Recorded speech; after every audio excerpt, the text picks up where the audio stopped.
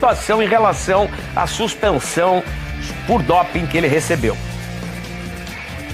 Apesar de não entrar em campo nesta semana, os próximos dias serão decisivos para o Flamengo e principalmente para Gabigol. O atacante embarcou nesta quarta-feira rumo à Suíça, onde será julgado pela Corte Arbitral do Esporte por tentar fraudar um exame antidoping no dia 8 de abril. O julgamento será na sexta-feira, mas a decisão final pode ser divulgada algumas semanas depois. Gabriel Barbosa vem atuando graças a um efeito suspensivo obtido pelo clube. O caso será apreciado pelos mesmos 3 árbitros que, por unanimidade, concederam esse direito. O jogador pode ser absolvido ou cumprir a pena até abril de 2025, conforme a decisão do Tribunal de Justiça Desportiva Antidopagem aqui no Brasil.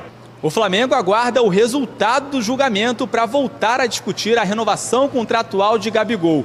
O ídolo rubro-negro tem vínculo somente até o fim do ano e a partir do mês que vem já poderá assinar um pré-contrato com outro clube. Eu acho que qualquer procura em cima do Gabriel, caso haja, só será feita ou efetivada depois por razões óbvias. O Gabriel é um atleta que é do Flamengo, contrato até do final do ano. A gente, lógico que numa situação normal já poderia, ou já deveria, ou já estaria com o contrato renovado. Não foi possível, por uma série de motivos que independe dos motivos que estejam, mas eu acredito que depois da sexta-feira, com calma, com tranquilidade, a gente vai analisar e vai ver quais são os próximos passos em relação ao Gabriel. Olha, não dá para antecipar um veredito, mas a gente tem que reforçar. O Gabigol não teve prova positiva de doping, nem a contraprova, nem a primeira amostra. O que aconteceu é que ele acabou sendo punido porque, segundo os agentes que foram lá fazer a coleta do material do Gabigol, ele dificultou a ação. E isso está previsto, uma punição na regra do controle de dopagem aqui do Brasil, e por isso ele está e vai para a Suíça para resolver essa parada, e tudo indica que ele deve ser absolvido e o Gabigol vai poder voltar a jogar. Não dá para adiantar nada, mas tudo caminha pelo que a gente conversa com algumas pessoas ligadas ao meio da dopagem.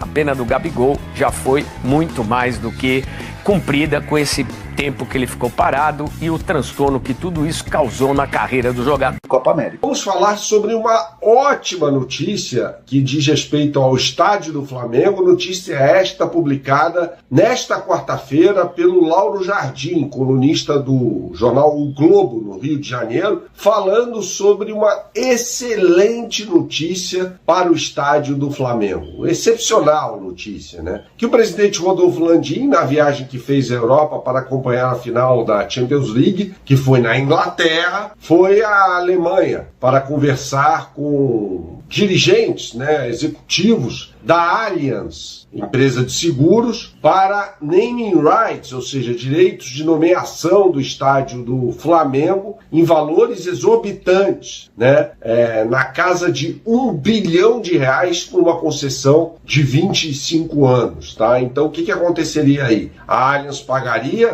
o estádio do Flamengo, todo mundo sabe, ainda existe a negociação para o Flamengo comprar o terreno do gasômetro, e o presidente Rodolfo Landim conversou com os executivos para que eles deem o nome, o naming rights, como tem, por exemplo, Allianz Parque, Neoquímica Arena, tal, em São Paulo, para o naming rights do estádio do Flamengo. Poderia se chamar Allianz Fla Arena, sei lá, aí é uma questão secundária, O que mais importa nesse caso é o aporte de capital para que o Flamengo possa erguer o seu estádio, e é só uma forma, pessoal, de arrecadar dinheiro, tá? Todo mundo pensa, isso é muito importante a gente explicar, que o naming rights do estádio é a única forma de captação de dinheiro para a construção e a manutenção da arena. Mas não é. Já conversamos, inclusive, com o Valim Vasconcelos sobre isso, craque das finanças, foi vice-presidente de finanças do Flamengo por muito tempo, foi vice-presidente de futebol também, que há outras formas.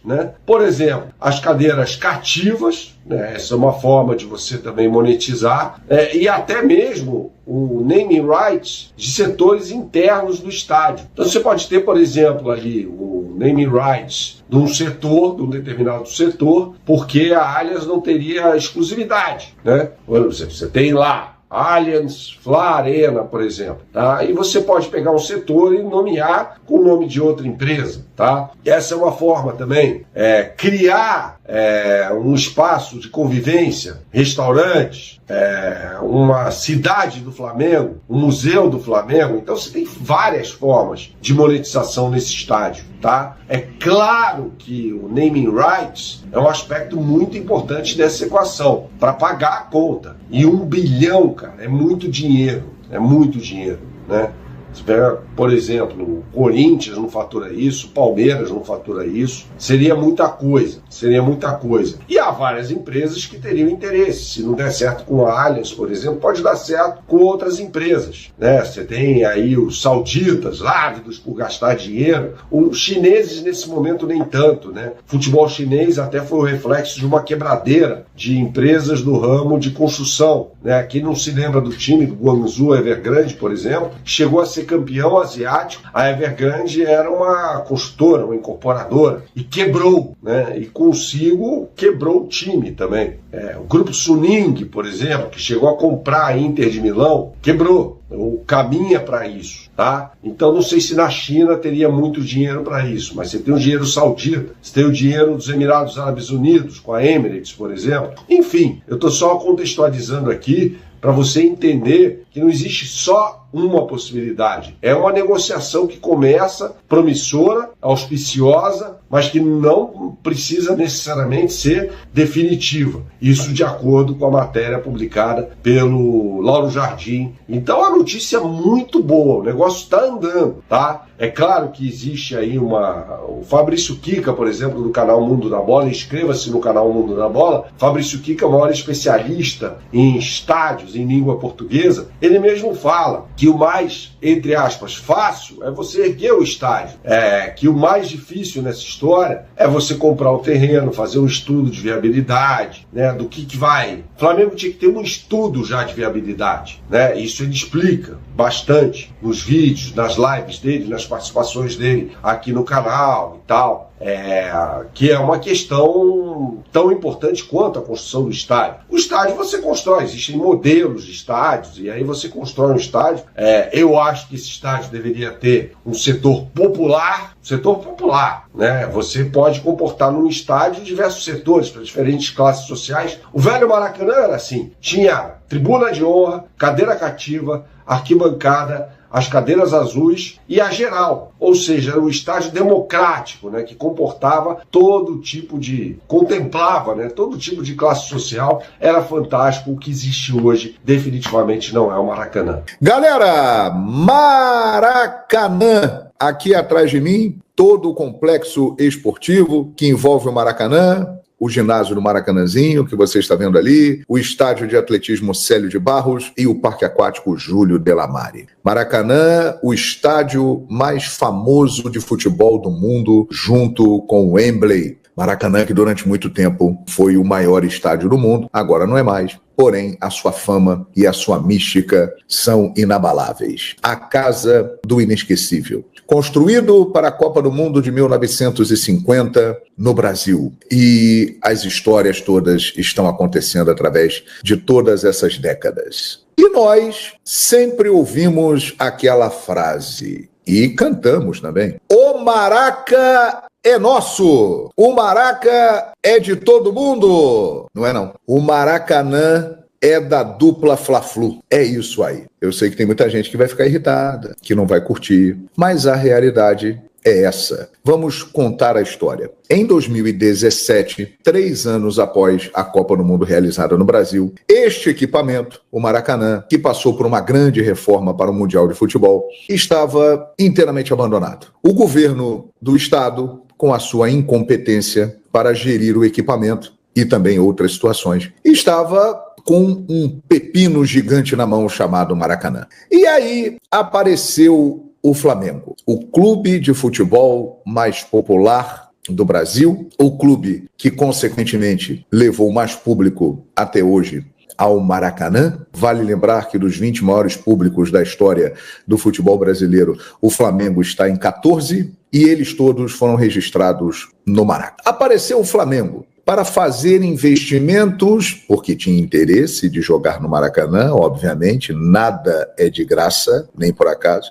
O Flamengo tinha interesse em jogar no Maracanã e, a partir dali, começou a fazer investimentos, ajustes e costurar um acordo com o governo do estado para que ele pudesse utilizar o Maracanã com mais frequência e firmou uma parceria com o Fluminense. Então, a dupla Fla-Flu, a partir de 2017, 2018, começou a colocar dinheiro no Maracanã. Se não fosse a dupla, com um montante maior investido pelo Flamengo, sinceramente, eu não seria capaz de dizer que o Maracanã hoje estaria funcionando. Mas o Maracanã seguiu. Flamengo, Fluminense, conseguiram ali, através de um consórcio, administrar o Maracanã interinamente. E isso veio se arrastando ao longo dos anos. Vocês estão acompanhando essas guerras políticas, clubísticas, e toda hora falando que o Maracanã é nosso, que é isso, que é aquilo, que todo mundo tem o direito de jogar no Maracanã. E é verdade. Não sei por que existe polêmica em relação a isso, mas agora, o governo do estado, depois de um longo processo, homologou que a dupla Fla-Flu venceu a licitação para administrar o Maracanã pelos próximos 20 anos. Ou seja, até 2044, o Maracanã estará sob o comando da dupla Flamengo e Fluminense, que formará uma empresa que irá gerir o estádio. Desta empresa, 65% caberá ao Flamengo, 35% caberá ao Fluminense. O Flamengo vai ter um aporte maior de dinheiro e, por consequência, receberá também mais dinheiro. Como, por exemplo, no último domingo, Flamengo e Vasco jogaram no Maracanã. O Vasco da Gama pagou um aluguel de R$350 mil. Deste montante, a maior parte, 65%, ficou com o Flamengo. Então, minha gente, nos próximos 20 anos, agora de maneira oficial, permanente, com uma licitação feita, Flamengo e Fluminense vão administrar o Maracanã e ali farão investimentos previstos em R$20 milhões por temporada. Farão melhorias e, obviamente, que terão benefícios por isso. Eles estão colocando dinheiro. Então, a arrecadação do Match Day, o dia da partida, os eventos que acontecerem no Maracanã, shows, visitações, tudo isso, a dupla Fla-Flu terá uma participação significativa. Afinal de contas, administra o estádio. É o mesmo caso do Botafogo com o Nilton Santos, que é um equipamento da prefeitura, mas este equipamento foi cedido ao Botafogo para ele administrar. E o Botafogo ali tem shows, tem jogos, tem eventos em que ele fatura em cima de um equipamento que ele administra e tem despesa. Então é muito claro, o Maraca não é nosso. O Maraca é da dupla Fla-Flu nos próximos 20 anos, porque eles estarão no comando, colocarão dinheiro, farão investimentos e terão prioridade. E aí eu disse agora há pouco, eu não entendo por que essa briga toda, rivalidade, vou jogar, não vou jogar no Maracanã e tal, o Maraca é nosso, o Maraca é de todos. Quem quiser jogar no Maracanã, poderá jogar no Maracanã. Simples de resolver. Paga-se um aluguel, como fez o Vasco no último final de semana. E é óbvio que o calendário ele estará disponível, mas com a preferência das datas para quem? Para quem coloca dinheiro. Principalmente a partir de agora, através de uma licitação que o governo do estado homologa que Flamengo e Fluminense colocarão dinheiro para administrar o estádio. O estádio está sob a gestão da dupla Fla-Flu até 2044. Então, não tem problema. Nada de briga, rivalidade clubística e tal, política. Quer jogar no Maracanã? Pode jogar. Deixa eu ver aqui a data disponível. Tem data aqui no dia 15, no dia 23, no dia 27. Dá para jogar. Quer jogar? Sim. Paga o aluguel. 350 mil, ou o valor estipulado, para a dupla Flamengo e Fluminense. Então, minha gente, eu não vejo por que tanto estardalhaço. O Maracanã precisa seguir. O governo do estado é incompetente para geri-lo. A dupla Fla-Flu, liderada pelo Flamengo, apareceu para salvar esse equipamento tão importante para a cidade do Rio de Janeiro, Brasil e mundo. Vai administrá-lo e terá preferência nisso. E aí muita gente vai estar se perguntando, agora o Flamengo vai abandonar o projeto do estádio dele. Não. O Flamengo continua trabalhando na construção do seu estádio na região do gasômetro. Está negociando para comprar o terreno. E a informação de hoje é que o presidente Rodolfo Landim manteve contatos com empresas lá na Europa que estão interessadas em colocar dinheiro no naming rights do futuro estádio do Flamengo, e este montante serviria para comprar o terreno e construir o estádio.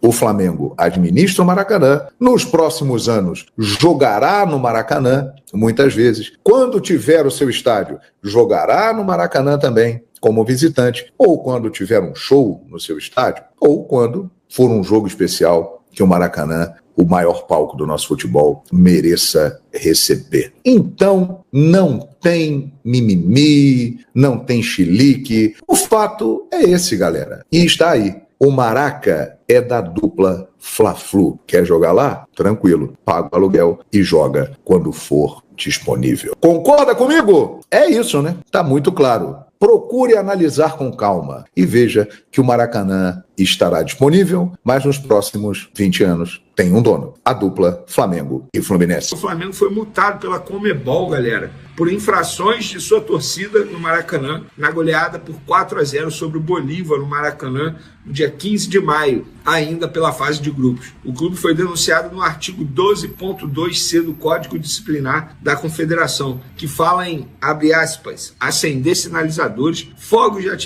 de artifício ou qualquer outro tipo de objeto pirotécnico, e terá que pagar $10.000, cerca de R$50 mil, pelo estouro de 34 bombas no setor norte do estádio. Na boa, Conmebol, para esse tipo de punição você é um leão.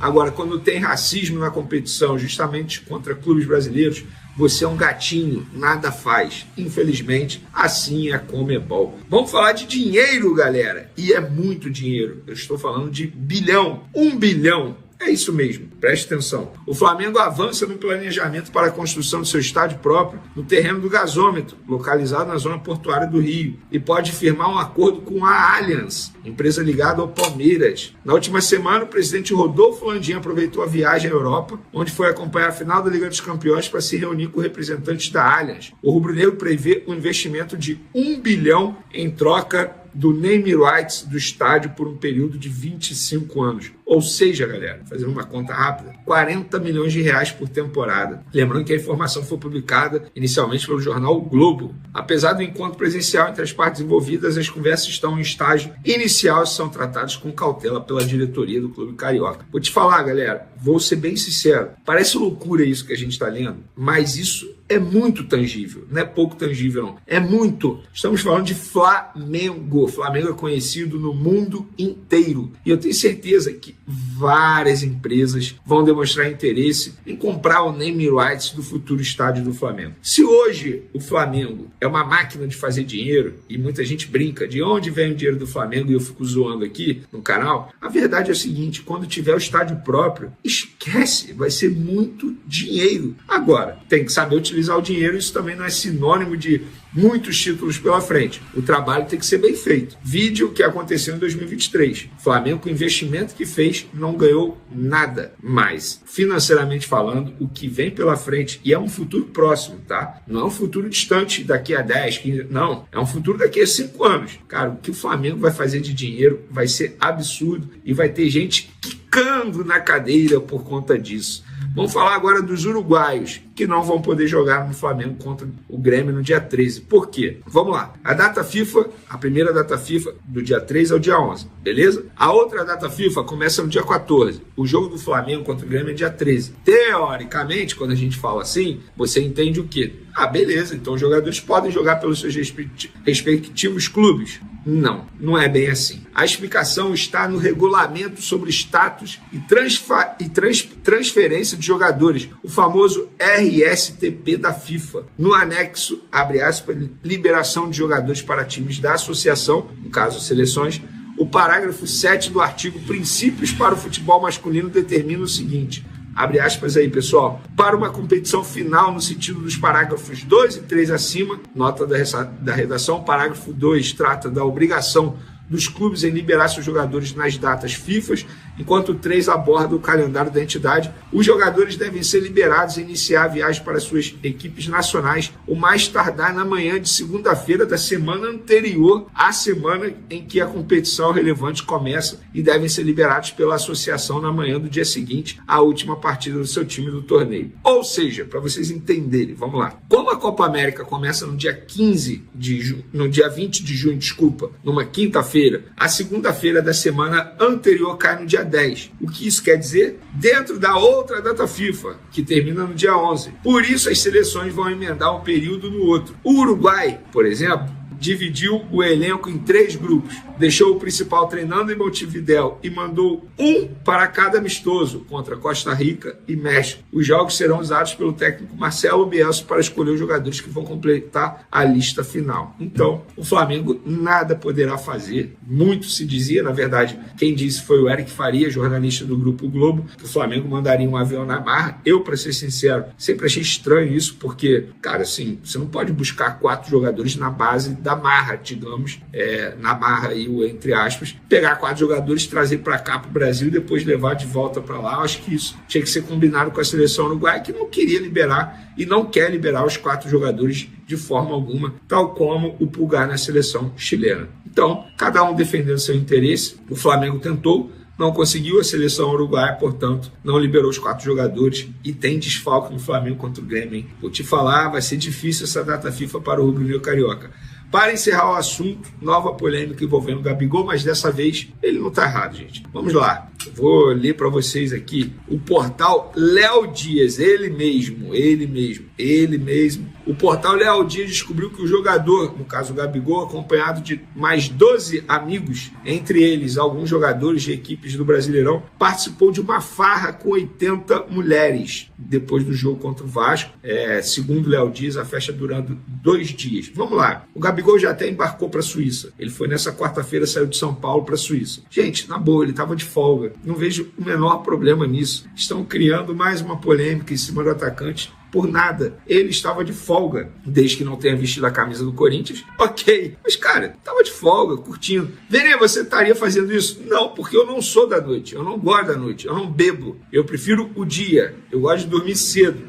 Mas isso é um estilo de vida diferente. O Gabigol gosta, não é segredo para ninguém. Ele já subiu no palco, cantou trap, enfim. Agora, culpar ou criticar o Gabigol por conta disso, eu acho exagero demais. Uma polêmica vazia em cima do jogador do Flamengo, na boa. Não dá, aí não, calma, tudo tem limite. Agora o Gabigol está a caminho da Suíça. Sexta-feira, dia 7 de junho, ele vai ter a audiência dele. Lembrando que o resultado não sai